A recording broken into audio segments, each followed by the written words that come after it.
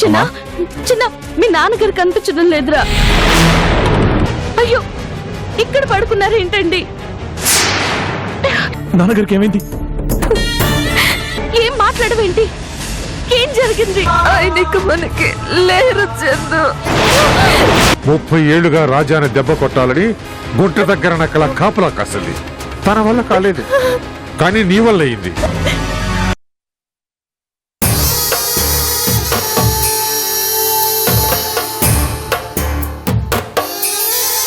నన్ను వరుసలతో పిలవాల్సిన అవసరం లేదు. కాల్ మీ రాజా. అలా పిలిచిన సిస్టర్ తట్టుకోలేదేమో. ఏయ్, రాజా,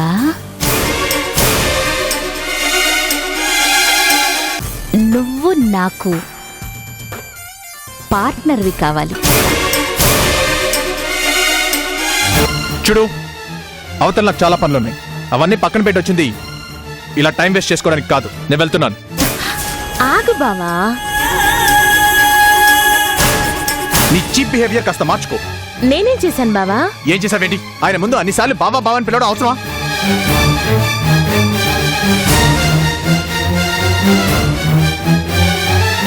నా చందు కోసం నేను చావడానికైనా సిద్ధం. నీకు చేతనైంది చేసుకో. వెళ్ళు.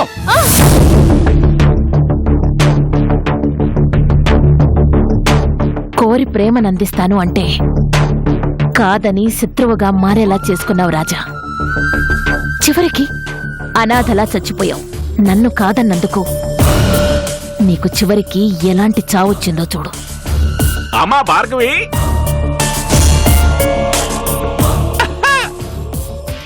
అమ్మా భార్గవి, మన చేతికి రక్తం అంటకుండా శత్రువు చచ్చిపోయాడమ్మా. ఇక నీకు తిరుగులేదమ్మా. ఏంటమ్మా, ఏం మాట్లాడబెట్టి? హాయిగా చక్కగా ఆనందంగా ఉండాల్సిన సమయం అమ్మా ఇది. నిజమే మావయ్య, కానీ రాజా నాకు చాలా ప్రియమైన శత్రువు. నన్ను కాదన్నా, నన్ను చీత్కారంగా తీసేసినా, బిజినెస్ లో నాతో ఎంత పోటీ పడ్డా రాజానే నాకు సరైన పోటీగా ఉండేవాడు. అదేంటమ్మా, తను చంపాలనుకుంది నువ్వు. అలాంటిది రాజా చచ్చిపోయాడు అంటే ఆనందించాలి గాని ఇలా బాధపడతావేంటి? ఇది బాధపడ్డం కాదు మావయ్య, ఒక చిన్న ఫీలింగ్. రాజా ఉంటే నాకే ప్రమాదం అని తెలుసు, అందుకే చంపాలి అనుకున్నాను. ఇప్పుడు నాకు సంబంధం లేకుండా తనే చనిపోయాడు. కనీసం చచ్చేటప్పుడైనా నాకు గెలుపు లేకుండా చేశాడనే బాధ. మనసు పడితే కాదన్నాడు. కనీసం మర్డర్ చేసే అవకాశం కూడా నాకివ్వకుండా తన పంతం నెరవేర్చుకుని పోయాడు. వారిని, నువ్వు బాధపడుతుంది ఎందుకో? నువ్వు తేడా అని తెలుసు కానీ మరీ ఇంత తేడా అని నాకు తెలియదు. నీ మొగుడు తెలివి కలవాడు కాబట్టి దేశాలు వదిలిపోయాడు, లేకపోతే ఎప్పుడు చచ్చేవాడు.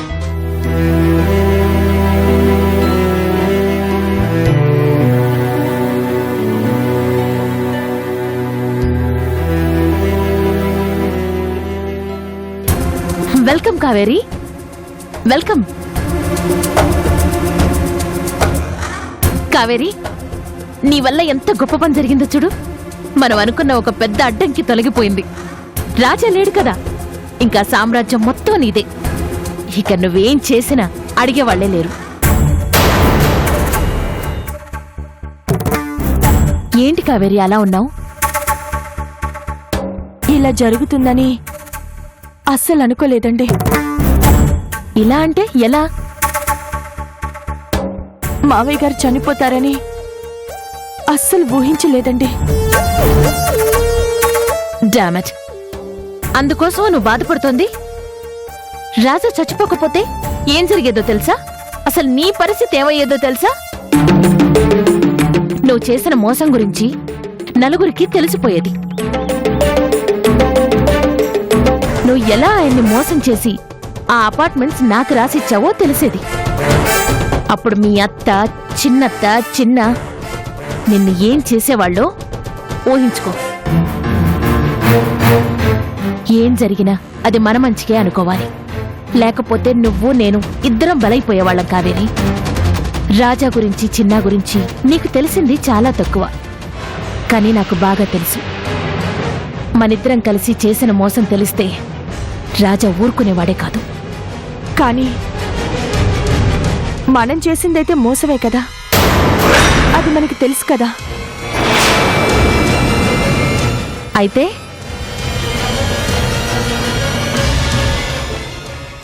చూడు కావేరి, పెద్ద చేపని పట్టాలి అంటే చిన్న చిన్న వానపాముల్ని ఎరవేయాలి.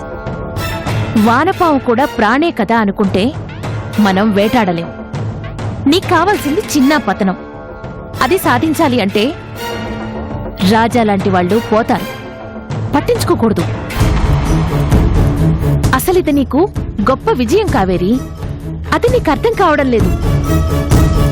చిన్న ఎంత కుమిలిపోతున్నాడో చూడు, అదే కదా నువ్వు కోరుకునేది. నిజమేనండి, కానీ అనవసరంగా రాజాగారి లాంటి మంచి మనిషి చనిపోవటం నాకు చాలా బాధగా ఉంది. ఏంటి కావేరి ఇది? ఒకప్పుడు అర్జునుడు కూడా నీలాగే అస్త్ర సన్యాసం చేసి మూలన కూర్చుంటే శ్రీకృష్ణుడు ఒక మాట చెప్పాడట, చచ్చేది ఎవరు, చంపేది ఎవరు అని. ఇప్పుడది నీకు వర్తిస్తుంది. చచ్చింది ఎవరు, చంపింది ఎవరు? మీ మామయ్య కాయు మూడింది, పోయాడు. దీని గురించి నువ్వెందుకు బాధపడతావు? ఇక ముందు ఏం చెయ్యాలో అది ఆలోచించు. ఇక మీదట ఆ కుటుంబాన్ని ఎలా నేలమట్టం చెయ్యాలో నేను చెప్తాను, చేసే. నీ ప్రతీకారం తీరుతుంది. వద్దండి, ఇప్పుడు నాకేం చెప్పకండి. నేను ఏది వినే స్థితిలో లేను. అది కాదు కావేరి. ప్లీజ్ భార్గవ్ గారు, నా మనసేం బాలేదు. మళ్ళీ వస్తాను.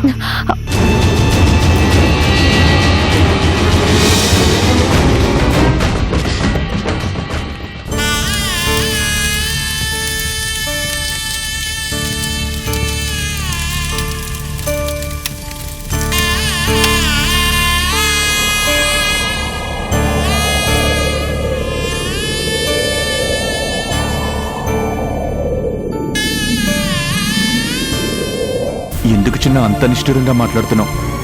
నా మీద ఇంకా కోపం పోలేదా?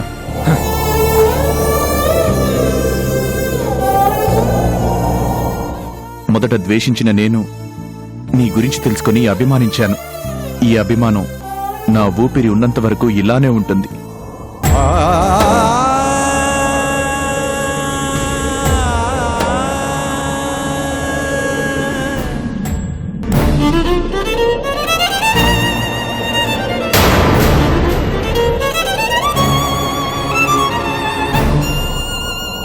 నువ్వు అనుకున్నదంతా అయిపోయిందా? ఒక మంచి మనిషిని చంపేసి తలస్నానం చేసావు. నీ కళ్ళ మంటలు చల్లారాయా? నీ కక్ష తీరిందా? నీ నెక్స్ట్ టార్గెట్ ఎవరు? ఈ ఇంట్లో అమాయకులైన వాళ్ళు ఇంకా ముగ్గురున్నారు. వాళ్ళని ఎవరు చెప్తా చెప్పు? మా అమ్మ, మా పిన్న, లేక మా చెల్ల? ఎవరు నీ హిట్ లిస్ట్ లో ఉన్నారో చెప్పు. ఏంటి, నాతో గొడవ పడడానికి వచ్చావా? గొడవ నీతోనా? గొడవ పడాలి అన్నా మన స్థాయి మనుషులు కావాలి. నీ స్థాయి ఏంటో మా నాన్న మరణంతోనే తెలిసిపోయింది. నీకు పోరాటం అంటే ఏంటో తెలియదు, ఎవరి మీద కక్ష తీర్చుకోవాలో కూడా తెలియదు. అందుకే కదా నిన్ను నమ్మిన మనిషి ప్రాణాలు తీసావు. నేను చెప్పిన అబద్ధపు సాక్ష్యం వల్ల మీ అక్క ఆత్మహత్య చేసుకుంది, మీ నాన్న పిచ్చివాడయ్యాడు. అది నేను కావాలని చేయలేదు అని నీకు ఎన్నిసార్లు చెప్పినా అర్థం కాలేదు. నన్ను హత్య చేసిన వాడిగానే చూసావు. మరి ఈ రోజు నువ్వు చేసిందేంటి? హత్య కాదా? నేను కేవలం పొట్టకుట్టి కోసం 4 డబ్బులు వస్తాయనే ఆశతో ఆ రోజు అబద్ధపు సాక్ష్యం చెప్పుకొని బతికాను. మరి ఈ రోజు మా నాన్నని చంపడం వెనక నీ ఉద్దేశం ఏంటి? ఆ రోజు నేను తెలియక తప్పు చేస్తే నువ్వు ఈ రోజు తెలిసి మరీ హత్య చేశావు. నేనేం మీ నాన్నని చంపలేదు. ఆయనకే హార్ట్ అటాక్ వచ్చి చనిపోయారు, అంతే. ఆ మాట నా కళ్ళల్లోకి సూటిగా చూసి చెప్పగలవా? చెప్పు. నువ్వు చెప్పలేవు. ఎందుకంటే నువ్వు చేసిన తప్పు నీ మనసుకి తెలుసు. ఆయనకి ఎందుకు హార్ట్ అటాక్ వచ్చిందో నీకు తెలీదా? నీ వల్ల కదూ. ఆ రోజు మీ అక్క చావుకి నేను కావాలని కారణం కాలేదు. కానీ నువ్వు మాత్రం కావాలనే మా నాన్నని చంపావు. ఇది ద్రోహం అంటే. దీన్ని హత్య అంటారు. మా నాన్న ఎలాంటి మనిషో నాకంటే నీకే బాగా తెలుసు. ఎంతమంది ఆయన్ని దేవుడిగా కొలుస్తారో కూడా తెలుసు. ఆయన్ని నమ్ముకుని ఎంతమంది బ్రతుకుతున్నారో కూడా తెలుసు. వాళ్ళందరూ ఆశని నాశనం చేశావు. ఈరోజు వాళ్ళందరూ అనాథలయ్యారు. మా నాన్నగారి కలల సౌదాన్ని తీసుకుని వెళ్ళి ఆ భార్గవి చేతుల్లో పెట్టావు. రేపు భార్గవి అపార్ట్మెంట్స్ ని కూల్చేస్తే కూడా ఆశ్చర్యం లేదు. నీ పగ ఒకరి మీదైతే ప్రతీకారం 100 మంది మీద తెచ్చుకున్నావు. మరి ఇప్పుడు నిన్నేం చేయాలి? అయినా నిన్నేం చేయను. ఎందుకంటే నువ్వు నా భార్యవి, తాళి కట్టిన నా అర్ధాంగివి.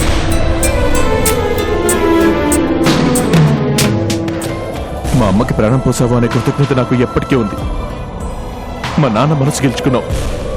కొంతకాలమైనా సరైన కోడల్ని తెచ్చుకున్నాను అనే సంతృప్తిని ఆయనకిచ్చావు. అందుకే నిన్ను ఏమీ చేయలేకపోతున్నాను.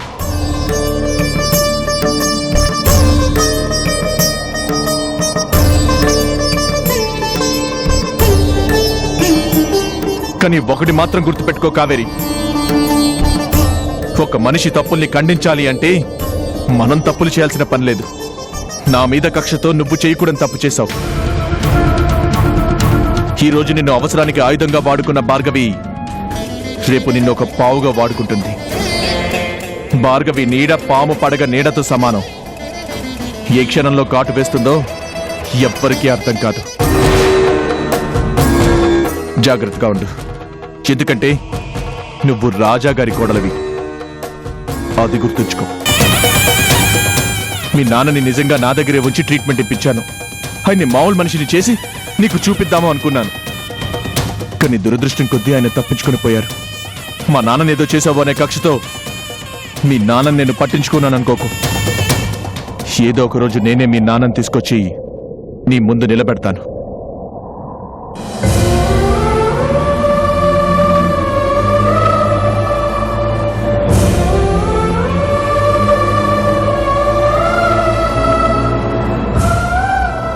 కట్టుకున్న భార్యని ఏడిపించి ఏం సాధిస్తావు? కావేరి చేసిన త్యాగం మర్చిపోయావా? మనకి మంచి చేసిన వాళ్ళకి మనం చేసే మంచి ఇదేనా?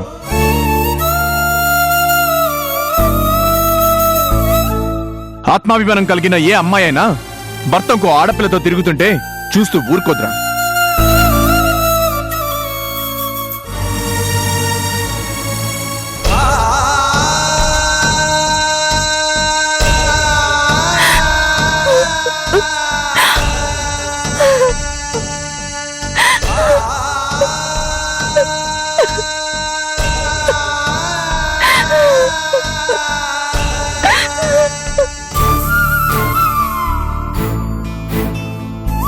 మీరు చూపించే ప్రేమంత బాగుంది డాడీ. ఈ ముద్ద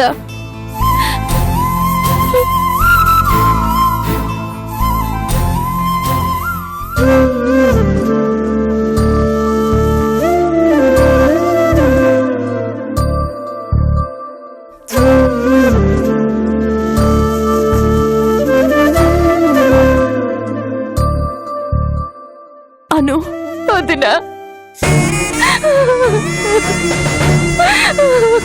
ఏడోకో, ఊరుకో ఊరుకోను, ఊరుకో.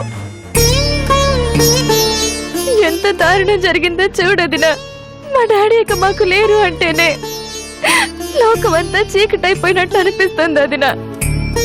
రేపటి నుంచి ఎవరు నాతో ప్రేమగా మాట్లాడతారు, ఎవరు నేను అలిగితే పుచ్చగిస్తారు, ఎవరు నన్ను అమ్మా అను అంటూ ప్రేమగా పలకరిస్తారు. అను, ఈ సమయంలో నీకెలా నచ్చ చెప్పాలో, ఎలా నీ కన్నీళ్లు తుడవాలో కూడా నాకు అర్థం కావడం లేదు.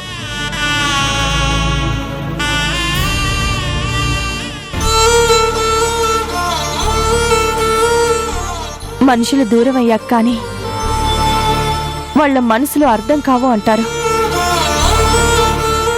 మావయ్య గారు ఎంత గొప్ప మనిషో, ఆయన విలువేంటో నాకిప్పుడే అర్థమైంది. చూడను, పోయిన మీ నాన్నగారినైతే నేను వెనక్కి తీసుకురాలేను, కానీ ఆయన నీకు అందించిన ప్రేమని కొంతైనా ఇవ్వటానికి నేను ట్రై చేస్తాను. ఉదయం నుంచి ఏడ్చిందని ఏడ్చినట్టే ఉన్నావు. ఎంత ఏడ్చినా పోయిన మనుషులు తిరిగి రారు. మనుషులు పోయినా వాళ్ళు మనకి నేర్పిన మంచితనం, చూపించిన ప్రేమ ఎప్పుడు మనతోనే ఉంటాయి. నిన్నటి నుంచి నువ్వేమీ తినలేదు.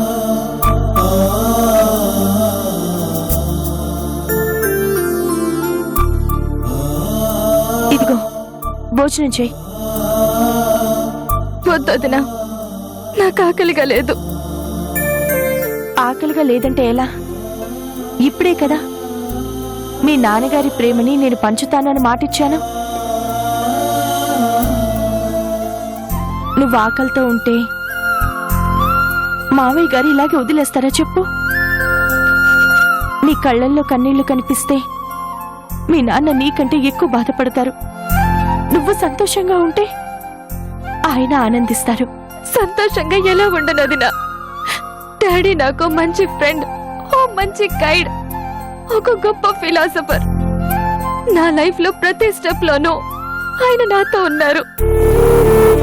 ఇప్పుడు నీతోనే ఉంటారు, నీతోనే ఉన్నారు. నువ్వు కేవలం ఆయన రక్తం పంచుకోలేదు, ఆయన ఆశయాలు కూడా పంచుకోవాలి.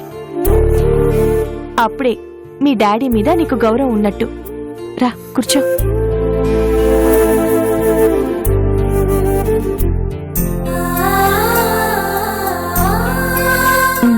తిను.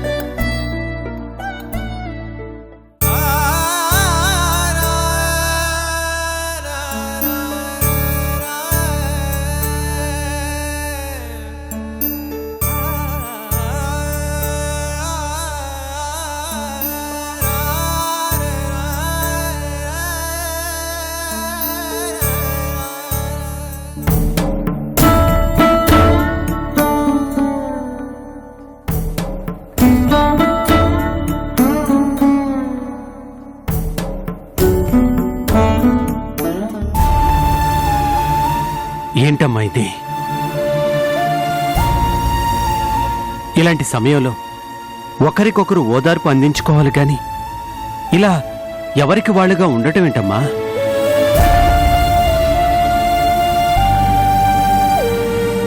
రాజా వెళ్ళిపోయి ఇద్దరికీ తీరని అన్యాయం చేశాడు.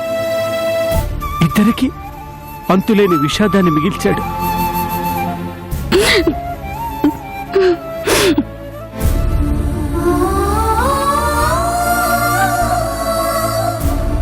పోయిన మనిషి ఎలాగో తిరిగి రాడు. ఉన్నవాళ్ళైనా ఒకరికొకరు సాయం చేసుకోకుండా, ఒకరి కన్నీరు ఒకరు తుడవకుండా ఎవరికి వాళ్ళు ఇలా కుమిలిపోవడం ఏంటమ్మా?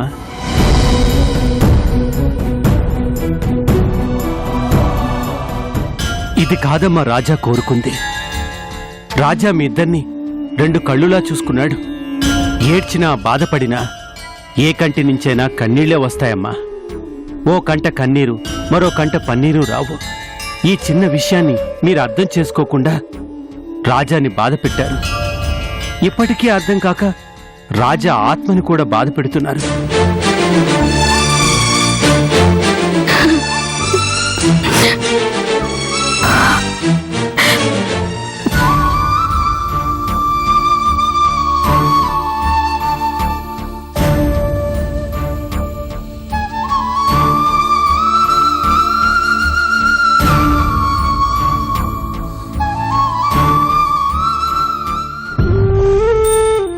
రాజా ఉన్నంతకాలం పనికిరాని పంతాలకు పట్టింపులకు పోయి ఒకరితో ఒకరు మాట్లాడుకోవడం మానేశారు. ఎలా ఉండేవాళ్ళు ఎలా అయిపోయారు. ఒకరి కోసం ఒకరు త్యాగాలు చేసుకునేవాళ్ళు. మీ త్యాగాలు చూసి నేను రాజా ఆశ్చర్యపోయేవాళ్ళం. ఒకే రక్తం పంచుకోకపోయినా, సొంత అక్కా చెల్లెళ్ళు కాకపోయినా ఒకరంటే ఒకరికి ఇంత ప్రేమ ఆప్యాయతలు ఉంటాయా అనుకునేవాళ్ళం. కానీ మీరు కూడా కోపాలకి ఆవేశాలకి అతీతులు కారని తర్వాతే అర్థమైందమ్మా. రాజా ప్రేమ మిమ్మల్ని కలపలేకపోయింది. కనీసం రాజా మరణమైనా మిమ్మల్ని కలపలేకపోయిందమ్మా. ఆనందం పంచుకోవడానికి తోడవసరం లేదేమో కానీ విషాదాన్ని పంచుకోవడానికి మాత్రం తోడు కావాలమ్మా. ఎందుకంటే దాన్ని ఒంటరిగా భరించడం చాలా కష్టం. మీరు ఇద్దరూ భరించలేనంత కష్టంలో ఉన్నారు. ఇప్పుడు కూడా ఒకరి చేతులతో మరొకరి కన్నీరు తుడవకపోతే రాజా ఆత్మ శాంతించదమ్మా, మరింత కుమిలిపోతుంది.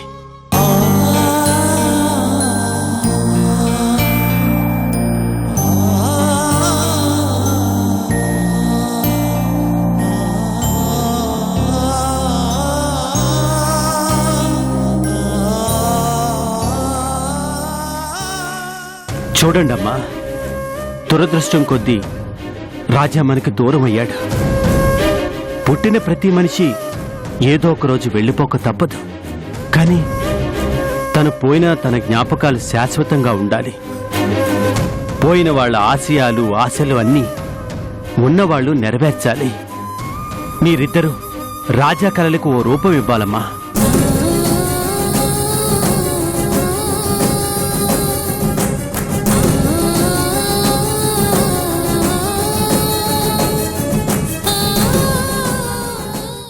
అన్నీ నాకు సబ్ కాంట్రాక్ట్స్ లాగా ఇచ్చి లాభం చెరో సగం. ఏమంటావ్? సారీ భార్గవ్ గారు, ఇక నుంచి ఏ కాంట్రాక్ట్ మీకు రాదు. నేను ఏది ఇవ్వడం లేదు. నేను రాజా గారి కోడల్ని, అది మీరు గుర్తుంచుకోండి.